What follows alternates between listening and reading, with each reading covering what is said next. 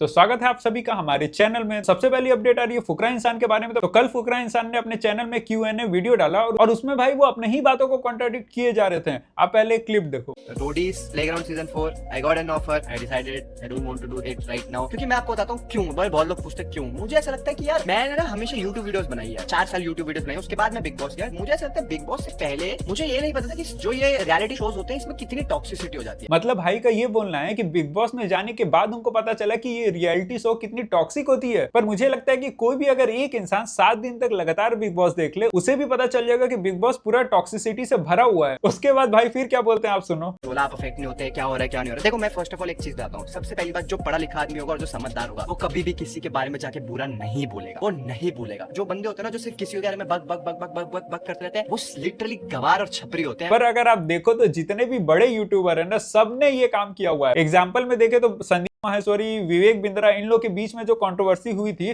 दोनों लोग एक दूसरे के बारे में बुरा भला बोल रहे थे। और फिर हम लोग के चाहिए कैरी मिनाटी, भाई उसका तो पूरा जीवन ही बुराई करने में निकला है। हाँ मैं मानता हूँ कि अभी उसकी वीडियो लाइट है, पर एक समय को 3-4 साल पहले जाके देखो तो वो भाई फुल टॉक्सिक हुआ करता था। और फिर हमने अमित बड़ाना, भुवन बाम के बीच की भी कंट्रोवर्सी देखी, जहां वो एक दूसरे की बुराई कर रहे थे। तो भाई कोई भी दूध का धुला नहीं है। और वो सब छोड़ो, भाई ने खुद भी कई बार पोक किया है दूसरे यूट्यूबर को। खैर आपकी इसमें क्या राय है कमेंट्स में बताइए। अगली अपडेट आ रही है UK07 से। तो कई दिनों से वो ना तो अपने व्लॉग में एक्टिव थे, ना ही वो इंस्टाग्राम में एक्टिव थे, और बीच में उन्होंने मैसेज दिया था कि मेरी तबीयत खराब चल रही है। पर कल उन्होंने व्लॉग डाला और बताया कि क्या क्या ये पास्ट के समय में हुआ है और उनके आने वाले जो प्रोजेक्ट है उसके बारे में भी, जो कि 10 से 12 करोड़ के होने वाले हैं। आप खुद ही सुन लो। लोग ये सोच रहे होंगे कि बाबू भैया इतने टाइम से व्लॉग्स, रील्स, सोशल मीडिया पे एक्टिव क्यों नहीं थे। मैं बता देता हूँ, देयर वर 3 मेन रीजंस। पहला रीज़न था मेरी हेल्थ का। मेरे को ना टाइफाइड हो गया था, तो मैं 1 महीना हॉस्पिटल में एडमिट था। मुझे पता है कि कैसे टाइम पीरियड निकाला है।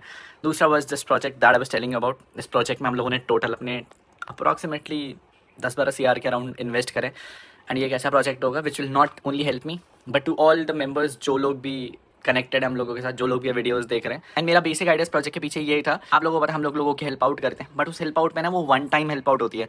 एक बार हेल्प आउट कर दी, 1 लाख, 1.5 लाख, 2 लाख, 3 लाख, मैक्सिमम 10 लाख भी अगर हम लोगों ने किसी को दिए तो 1 शॉट गए। बट उसके बाद पैसा ना खत्म हो जाता है। तो rather than 1 time help out करने के बजाय हम लोगों ने एक ऐसा प्रोजेक्ट का सोचा है फिलहाल के लिए, जिससे लोगों को एक फुल टाइम जॉब अपॉर्चुनिटी मिले, महीने का वो 30-40 हज़ार रुपये तक का स्टेबल कमा पाए। And this is all a project for now guys. हम लोग सोच रहे हैं कि हम लोग कैसे चैनलाइज करेंगे। तो ये सारी चीज़ को एक्यूमुलेट करने में अप्रोक्सीमेटली टाइम गया है मेरा। एंड मैं एक चीज़ पर फोकस होना चाहता हूँ, बिकॉज सी मेरे लिए for now is not just posting vlogs, social media. मेरे को ऐसा था कि यार जहाँ लोगों ने मुझे यहाँ तक पहुँचा दिया, अब मुझे अपना टाइम इन्वेस्ट करके उन लोगों के लिए कुछ करना था। तो अगली अपडेट आ रही है अनुराग त्रिवेदी से। तो क्या उसने कल फ्लाइंग बिस्ट को रोस्ट कर दिया? क्योंकि कल फ्लाइंग बिस्ट की एक वीडियो आती है जिसमें वो क्लियर करते हैं कि कैसे उनके फैमिली के बीच की कंट्रोवर्सी का लोग फायदा उठा के उनके खिलाफ नेगेटिव PR फैला रहे थे। खैर तो अगली अपडेट आ रही है मालदीव से। तो आपको पता ही होगा कि कुछ दिन पहले उसके जो PM थे वो बहुत ही अकड़ दिखा रहे थे और भारत के अगेंस्ट बहुत कुछ बोल रहे थे, जिस वजह से लोगों ने वहां जाना ही बंद कर दिया, जिससे उनकी इकोनॉमी बहुत ही गिर गई। और ये सब वो चाइना की वजह से कर रहे थे। और अब जैसे उनको समझ में आया कि भाई चाइना किसी का भी सगा नहीं है, तो फिर ये इंडिया के पास आ जाते हैं और कहते हैं कि इंडिया हमारा सबसे अच्छा मित्र है। और कल तो हद ही हो गई, अपने इकोनॉमी को बढ़ाने के लिए उसने UPI को भी लागू कर दिया। तो अगली अपडेट आ रही है भारत के टॉप लेवल के ठग सुकेश चंद्रशेखर के बारे में। तो जैसे ही इसे पता चला कि आदर पूनावाला 50% शेयर धर्मा प्रोडक्शन में खरीदने वाला है, तो वो तुरंत ही जेल से एक चिट्ठी लिखता है करण जौहर को और कहता है कि मैं आपके 50 से 70% शेयर खरीदना चाहता हूं, क्योंकि मेरे प्यार जैकलीन के दिल में प्रोड्यूसर और डायरेक्टर के लिए बहुत ही इज्जत है। अब पता नहीं ये पब्लिसिटी स्टंट है कि सच में इसके पास 1200 से 1300 करोड़ अभी भी हैं। खैर अगली अपडेट आ रही है हैदराबाद से। तो कुछ निब्बा निब्बी की वजह से एक कैब ड्राइवर इतना परेशान हो गया कि वो अपने सीट के पीछे लिखता है, no romance, this is a cab, not your private place और OYO, so please keep distance and stay काम।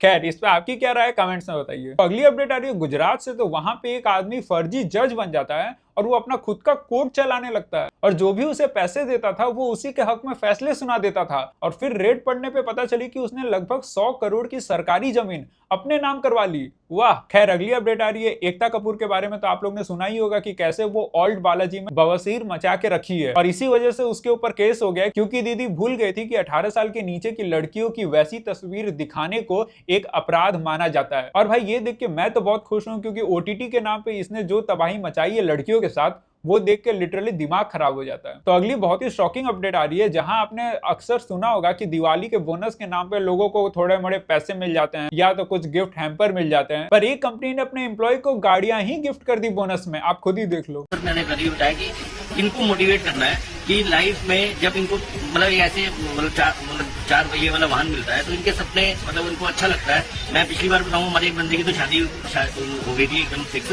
ऐसी गाड़ी मिली थी। तो ये गाड़ी देने का फैसला इसलिए है कि इनको मतलब लाइफ में ये पॉजिटिविटी आए, मोटिवेशन आए। खैर अगली अपडेट आ रही है समय रैना से। तो वो एक बार अपने परिवार के साथ कल्चरल शो देखने चल गया था और फिर जो हुआ आप खुद ही सुन लो। घटिया आदमी ने मेरी लाइफ में मेरे को बोला था कल्चरल शो देखने जाना भाई, और मेरी ही गलती थी कि मैंने उसको बोला नहीं था कि मैं पेरेंट्स के साथ जाने वाला हूँ। उसने बोला भाई कल्चरल शो देखने जाना, एक होता है वहां जाना तुम। उसने एक जगह बताई, कल्चरल शो देखने गए। मैं पेरेंट्स के साथ गया, फ्रंट रो में बैठे हम, बहन एक लड़की आई वहां स्टेज पे और टाई पहन के भाई सिर्फ टाई, ठीक है। हमारी गई भाई वो मोमेंट पे। तुम सोच, just imagine seen in that moment. और हम तुरंत मतलब जैसे वो हुआ ना, हम निकल गए ऐसे करके सीधे, ऐसे मतलब 2 मिनट बैठे रहेंगे भैया शो में, सीधे निकले ऐसे करके और सब निकल गए। और हमने ना इस बारे में बात की, ना हमने इस बारे में एड्रेस किया, सीधा सरवाना भवन गया, डोसा खाया, एकदम ऑपोजिट किया उसका हमने, उसका क्या कुछ वेज चाहिए भाई लाइफ में, कुछ इंडियन लाओ भाई, कुछ ये क्या देख लिया भाई। और उस बारे में ना उस मतलब ये होता है ना कि तुम निकलो वहां से, तुम हंसो इस बारे में, वो भी नहीं, सीधा निकले, सीधा भूख लगी, हाँ भूख लगी, सरवाना भवन चलो भाई। वैसे ऐसे सिचुएशन में आपके बाप क्या करते हैं आपके साथ, कमेंट्स में बताओ। खैर अगली अपडेट आ रही है हेमा शर्मा से। तो बिग बॉस से एविक्ट होने के बाद से उसने अपने पति के ऊपर कई सारे एलिगेशन लगाए थे। तो उसका रिप्लाई उसके पति ने क्या दिया, उसकी एक छोटी सी मैं क्लिप दिखाता हूं और पूरी वीडियो का लिंक मैं आपको कमेंट्स में दे दूंगा। इनको आपने कभी किसी प्लेटफॉर्म पे सुना कहीं पर भी यहाँ पे बच्चों के फ्यूचर की बात करते हैं? First of all, if you are meeting someone on the matrimonial site, please check the background. खैर तो कैसी लगी हमारी वीडियो कमेंट्स में बताइएगा और हमें लाइक और सब्सक्राइब कर लीजिएगा ताकि हम लोग ऐसे इंटरेस्टिंग तरीके से आपको न्यूज दिखाते रहें। धन्यवाद।